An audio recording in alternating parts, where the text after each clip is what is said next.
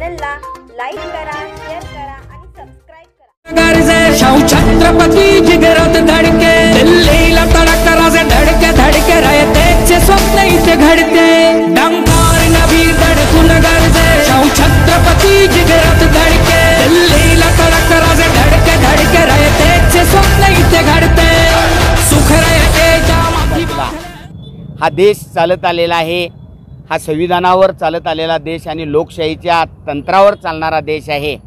श्रीमंत छत्रपती शाहू महाराजांनी निवडणुकीचा सुरुवातच संविधानाची केलेली होती आणि संविधान वाचवण्यासाठी केलेली होती।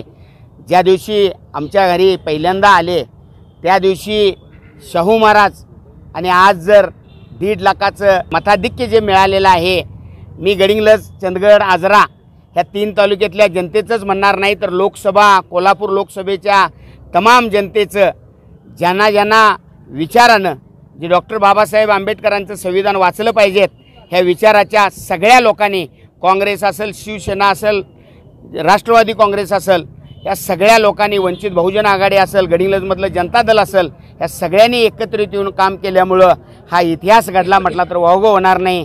आजचा गुलाल तो सामान्य जनतेचा गुलाल आहे। जनतेच्या समीकरणाच्या बाबतीत जर विचारात घेतला, जे लोकसभेच्या अगोदर अहमपणाने आणि आमिर भावानं सांगत होते की कागल विधानसभा मतदारसंघात किती लीड पडणार, चंदगड विधानसभा मतदारसंघात किती लीड पडणार, भुदरगड विधानसभा मतदारसंघात किती लीड पडणार, आणि आजचा निकाल जर बघितला तर ज्यांनी ज्यांनी सांगितलेलं होतं, मी म्हणणार नाही जिल्ह्याचंच नुसता राजकारण बदलणार आहे, तर राज्याचं राजकारण बदलणारा संदेश आणि संकेत जर कुणी दिला असेल तर आज ज्यांचं वय 85 म्हटलं जातं आहे आणि जे उद्धव ठाकरे साहेब आहेत, ज्यांची शिवसेना फुटली, या 2 नेत्यांच्या बरोबर काँग्रेसनं आणि जिल्ह्याचे नेते बंटी पाटील साहेब, या सगळ्यांचा लेखाजोखा जर बघितला तर ह्या निवडणुकीचा संदेश जे कोण गद्दारी केलेले आहेत, गद्दारांना धडा शिकवणारा कोल्हापूर जिल्हा आहे आणि श्रीमंत छत्रपती शाहू महाराजांच्या